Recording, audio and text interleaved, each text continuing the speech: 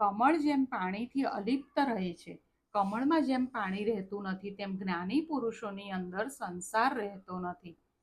બહારનો સંસાર ભક્તિમાં વિઘ્ન કરતો નથી. બહારનો સંસાર ભક્તિમાં વિઘ્ન નહીં કરે, પરંતુ જે સંસાર આપણા મનમાં છે તે વિઘ્ન કરે છે.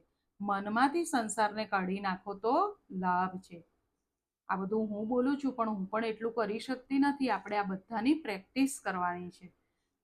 હવે નાવ હોય, નાવ જળમાં રહે તો તે તરે છે ને, નાવ જળમાં તરે છે, પરંતુ જો જળ નાવમાં આવે તો નાવ ડૂબી જાય છે.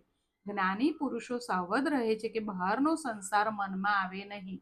એટલે આપણે સંસારમાં રહેવાનું છે, પણ એ સંસાર આપણા મનમાં ન આવે એ આપણે પ્રેક્ટિસ કરવાની છે. સંસાર એ બાધક થતો નથી. વિષયોનું ચિંતન કરતા વિષયોમાં જે આસક્તિ ઉત્પન્ન થાય છે તે બાધક થાય છે. સંસાર સુખ આપે છે તે કલ્પના માત્ર બાધક છે.